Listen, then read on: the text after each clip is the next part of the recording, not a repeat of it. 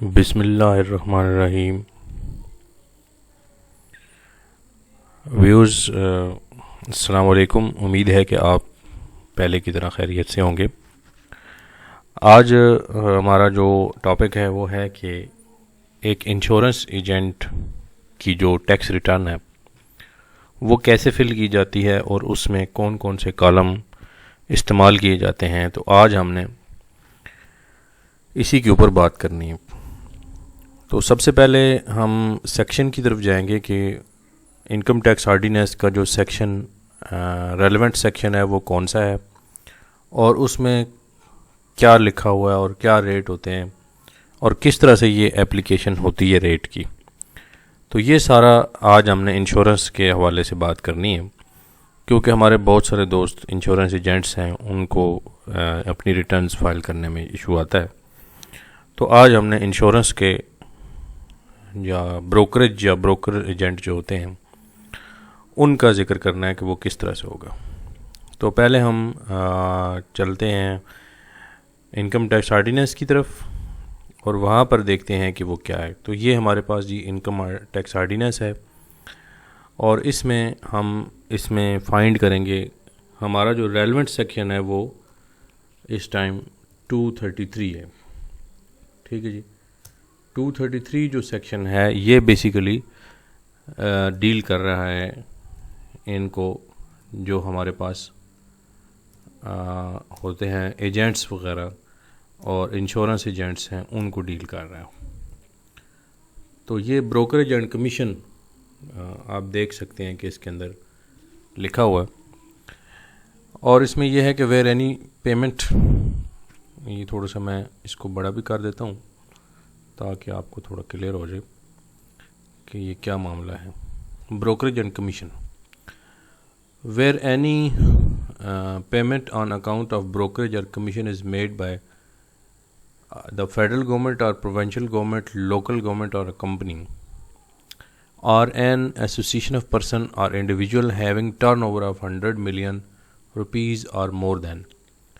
तो ये पहले ये जो रेड कलर में आप देख रहे हैं ना, ये पहले इसमें शामिल नहीं था, अब जो है वो शामिल कर दिया गया। ये जो रेड कलर में ये 2021 जो है इसमें जो अब नया आया है तो उसको कहते हैं कि जो प्रिंसिपल होगा, जो कंपनी होगी, एओपी होगी या अब इंडिविजुअल जो भी होगा, उसकी जो टर्नओवर है वो अगर 100 मिलियन से ऊपर है या उसके बराबर है तो फिर वो ऊपर आएगा। और इसमें डिवीजन 2 और part 4 of the first schedule जो है वो हमने देखना है।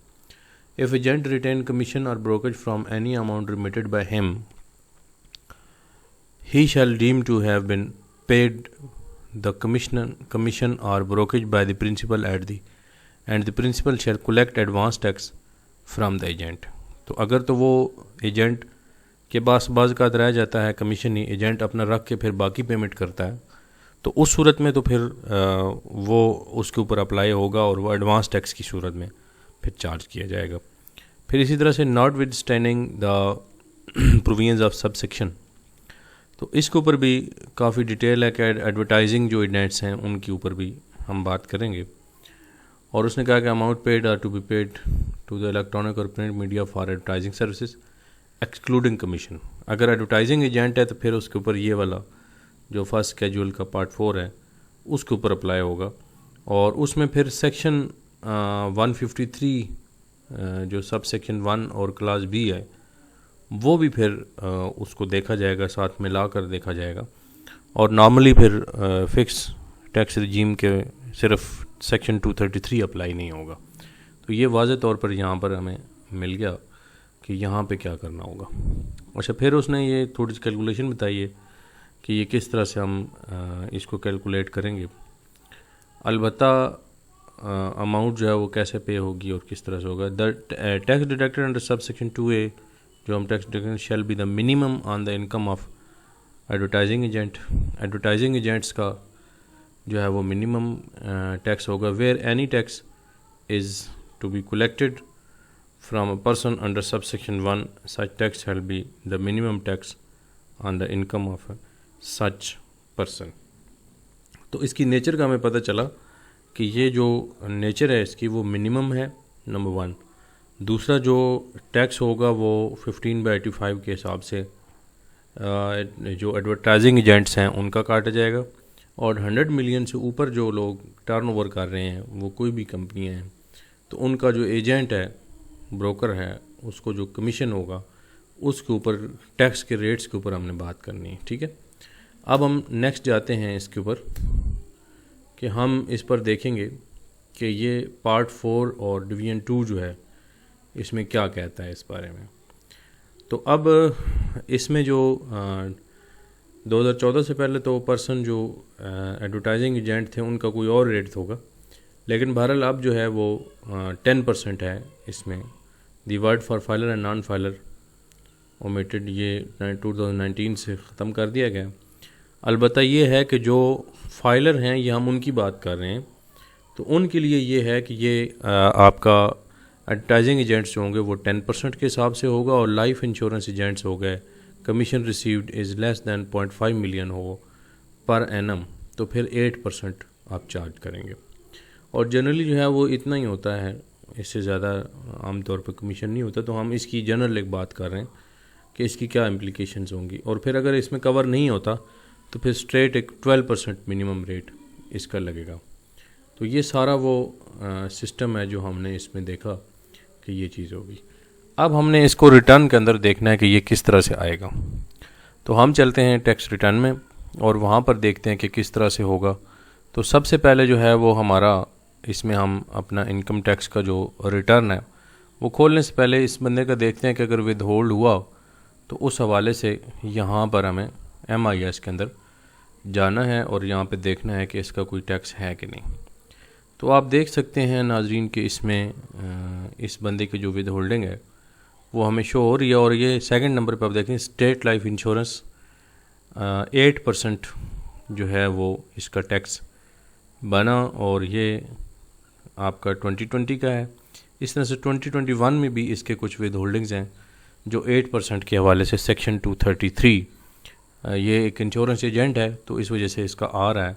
तो हम भी इस हिसाब से जो है वो देखेंगे, और इसको अब पुट कैसे करना है ये हमने देखना है। ठीक है जी, तो हम यहाँ से चलते हैं अपने टैक्स रिटर्न की तरफ, और अगर आप बाकी भी चीज़ें हैं और है तो आप हम नॉर्मल इनकम टैक्स रिटर्न इसका सिलेक्ट करेंगे और फिर उसका ईयर सेलेक्ट करेंगे कि वो कौन सा है। टैक्स ईयर हमारा आ जाएगा 2021। अच्छा, अब इसमें जो मेन है वो ये है कि आपने यहाँ पर जो टैक्स चार्जेबल है इसके अंदर एक फ़िक्स्ड एंड मिनिमम का कॉलम बना हुआ है। तो आप देख सकते हैं कि यहाँ पर आपको ये तमाम चीज़ें मिलेंगी। तो आप देखते जाएं, इसमें सेक्शन 233 भी आपको यहाँ पर मिल जाएगा, और इसमें ऑलरेडी उसका वो 8% के हवाले से यहाँ पर दिया जाएगा और आपने उसको क्लियर करना है। तो अच्छा, इसमें काफ़ी सारे हैं। इसमें ब्रोकरेज है, सेक्शन 233 8% हवाले से है, तो हमने 461200 जो हमारा ऑब्जेक्ट कोड है 0066 के हवाले से वो है। तो जितना भी इसका टैक्स आएगा वो हम यहाँ पर पुट कर देंगे, और कमीशन होगा, और जो कमीशन के साथ टैक्स की डिडक्शन होगी वो इसमें आ जाएगा। तो इस तरह से ये हमारी जो टैक्स रिटर्न है वो इसमें ये शो हो जाएगा।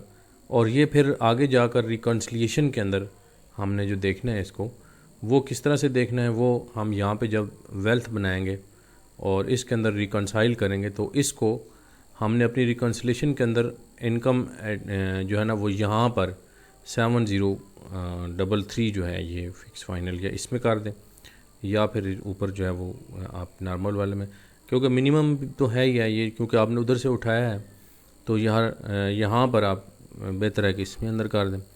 तो ये आपका तरीक़ाकार है जो इसमें होगा, जो कि आपने लगाना है। तो आई होप कि ये आपको समझ आ गया होगा। एक दफ़ा फिर आपको वो सेक्शन दिखा देते हैं, फिक्स एंड फाइनल के टैब के अंदर आप जाएंगे और यहाँ पर वो 8% के हवाले से यहाँ पे आपको शो हो रहा होगा। ये आप देख सकते हैं नाज़रीन कि ये चीज़ आपके पास आ गई। तो आई होप कि ये वीडियो आपको पसंद आई होगी। बहुत मुख्तसर सी वीडियो थी और चैनल को सब्सक्राइब कीजिएगा। Thank you very much.